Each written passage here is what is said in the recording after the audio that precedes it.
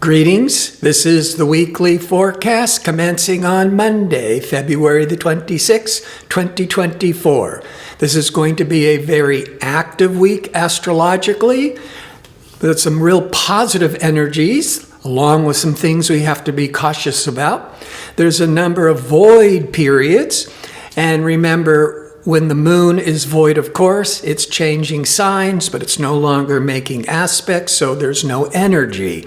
And when there's no energy, it's good for introspection, but it's not good for launching new projects, starting new jobs, etc. But before I break all this down, if you enjoy these kinds of videos and would like to see more of them, click like and subscribe.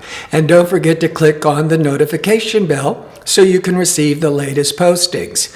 And if you go into the description box underneath the video, you'll find a direct link to sign up for my free daily horoscope or to my website to book an astrology reading or check out my 2-question offer. All right, let's break down this very active week.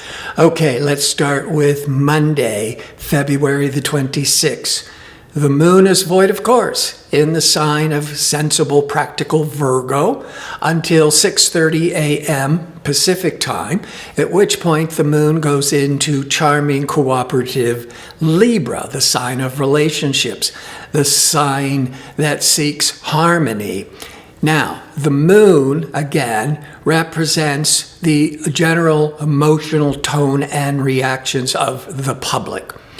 Now, right after the moon goes into Libra at 6:30 a.m. Pacific time, the moon will be in harmony with Pluto. Pluto goes deep, but when the moon, your emotions and feelings, is in harmony with Pluto, you're able to really express more intimacy, more passion, have more heartfelt connections. The last half of the day, Pacific time, ambitious, fiery Mars is going to be pushing up against expansive, optimistic Jupiter. Now, this can trigger a lot of energy to really accomplish a great deal, but you may bite off more than you can chew. Moderation will bring you a lot more success than going over the top and going, and really going after big goals, because the Jupiter can overinflate and overexpect. Tuesday, the 27th, as the moon is now continuing in peaceful, cooperative Libra, by late morning Pacific time, the moon will be in harmony with Venus. Venus is the planet of relationships, beauty, creativity. Actually, Venus is the planet associated with the sign Libra. So the moon's in Libra in harmony with its ruling planet Venus. Peaking by late morning Pacific time, there's just a lot of sociable, friendly, charming energies. Could be good for expressing yourself creatively. But the moon is going to go void, of course, at 10:22 a.m. Pacific time on the 27th, and remain void, of course, through Wednesday, the 28th, till 7:10 p.m. So this is a long stretch of the moon void, of course. Again, it's good for keeping with your routine. It's good for resting and reflecting. Not advised to start any important new projects because there's no energy when the moon is void, of course. And if you're trying to start something new, the birth of that project just takes more effort, or the energy is kind of flat. So on Wednesday, not only is the moon void, of course, in Libra until 7:10 p.m. Pacific time, at which point it moves into Scorpio. Libra is this wanting to be all things to all people and very friendly, very cooperative. When the public tone goes into Scorpio, Scorpio is more all or nothing, very intense, could care less about how is everybody feeling. That Scorpio can be really passionate energies. But while it's void, of course, for almost the entire day for most of you, decision-making communication Mercury will be aligning with restricted pragmatic Saturn, and the Sun will also be aligning with Saturn. So there's a lot of worrying going on, a lot of frustrations going on. But with the moon void, of course, best to not take action with anything new, because this can be a more reflective period in the positive. Then all that, the Sun and Mercury impacting Saturn, now that could be really favorable for doing a lot of soul searching on a personal level. On a more mundane level, you could really getting yourself organized, getting your plans, reset, not starting anything new, but reviewing and reorganizing and lining up all your ducks to move forwards with more focus and more intention when the moon goes into Scorpio at 7:10 p.m. Pacific time. So on Thursday, as the moon continues in introspective, intense, private Scorpio, Mercury, discerning communication Mercury, will be in harmony, a sextile with expansive Jupiter, the first half of the day, Pacific time. Mercury and Jupiter are two sides of the same coin. Think of Mercury as writing the book, and Jupiter is publishing the book. Mercury deals with all the details, and Jupiter deals with more of the broad concepts. That Mercury is decision-making and planning and thinking, and Jupiter could be very expansive and very optimistic. A good day for making a lot of long-distance plans, good for making travel plans, good for updating your website, or anything that deals with media and marketing and publishing and really want to expand it or launch it. Plus, with the moon in Scorpio, it's going to be in harmony from mid-afternoon Pacific time into early afternoon to the Saturn, to the Sun, to Pluto.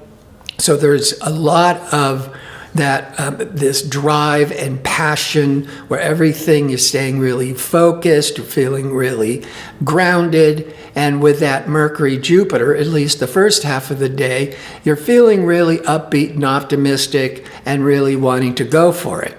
Friday, March the 1st, the moon continues in all or nothing Scorpio, introspective Scorpio, but now will be opposite Uranus by late morning around 10, 11 a.m. Pacific time. The opposition is interacting with others, or there's outside circumstances or other people who trigger the moon.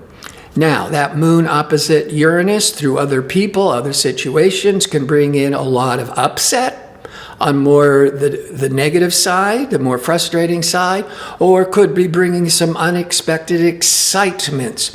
But I think the first half of the day, it's going to be more favorable, and the moon with Uranus is in the late morning, so it's in the first half of the day, because the Sun is going to be sextile or in harmony with Jupiter. Sextile, a 60-degree angle, it basically means positive opportunities. But you have to work the opportunities. If you don't work it, you'll still be feeling good, but you're not really accomplishing anything. but you could. And with that Sun Jupiter, there's a lot of opportunities for all things Jupiter: luck, travel, education, marketing, publishing, and certainly really looking to the future, making plans, but feeling really so much more upbeat about the future. As we go into Saturday, the moon, actually Friday night, the moon in Scorpio goes void of course around 11:48 p.m. Pacific time Friday night. And it remains void of course into Saturday, but only till 5:57 a.m., at which point the moon leaves more of this dark, brooding, introspective Scorpio and goes into adventurous, friendly, outgoing Sagittarius for the weekend. It begins at 5:57 a.m. Pacific time.